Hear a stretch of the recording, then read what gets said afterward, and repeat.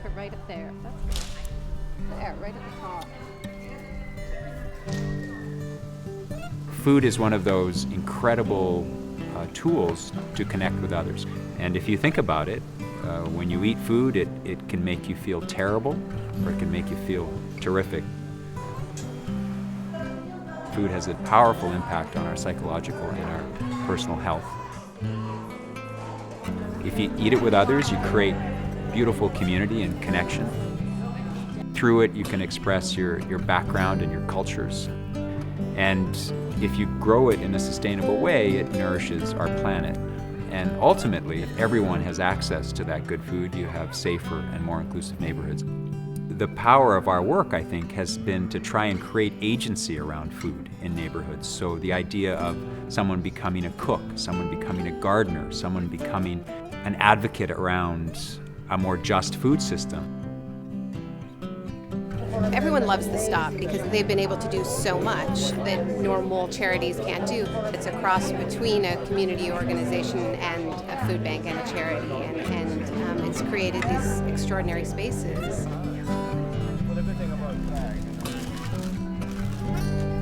I love connecting with people and being connected to what I eat. It's been amazing for the community. It's like everything that's great about community in one place. I do really think that social movements are based on meeting people where they're at. And if we can't help each other survive from day to day, then we can't really expect a community to be able to mobilize to create change. If you can't feed yourself in the morning, you can't march in a demonstration in the afternoon. It's that simple. It's very hard to march on an empty belly, which is how this loop happens here between working with people on day-to-day to get by and framing that within the context of what changes do we want to see in our neighborhood.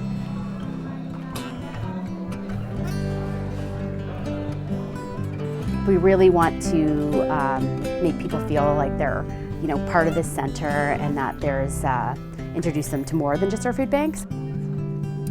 We really try to stimulate that conversation about food. And once you talk about food, you start talking about other things, like about your problems with your landlord or your legal issues or your addiction. It's so connected. Food is a common place for people to come because we know it's bigger than, just giving people hampers.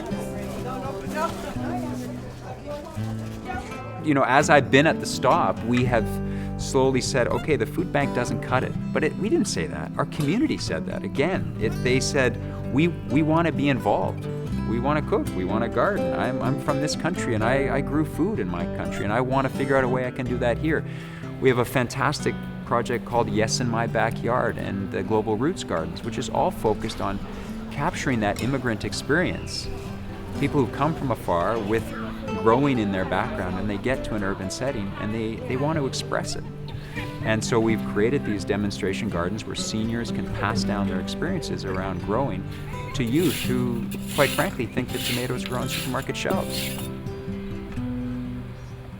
I don't have any garden, so it's really nice to come here and see seeds sprouting. It was very exciting.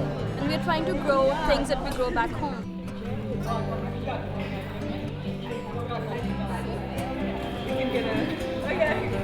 Our work is about supporting people to find their own worth and a sense of belonging.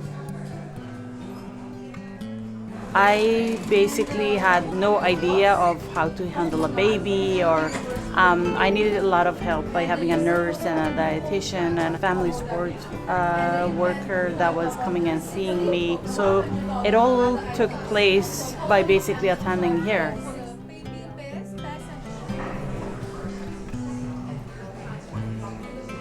Weekly we'll have workshops on health issues, so taking care of baby, labor and delivery, things like nutrition, healthy eating, and your body changing during pregnancy. Body wash or scent-free detergent. There's lots of information they give you through the program, and then after I had my baby, I started volunteering here for a while.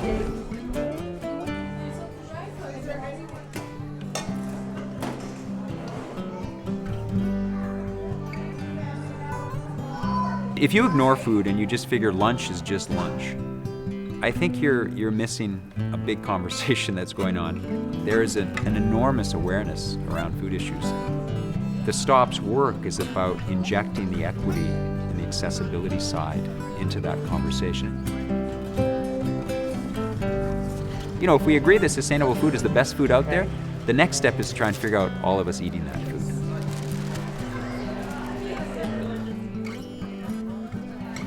We're hoping that within the next couple of years, we'll have 2 satellite sites around the province that are built along the core principles and values of our organization. And also create a learning network so that in 20 years' time, we won't be talking about food banks. We'll be talking about the Community Food Centre Association of Ontario, the network of community food centres. And they will be alive places where conversations around good, healthy food for all happen. When you create centers of respect and dignity and places that create people to find their voice, change happens.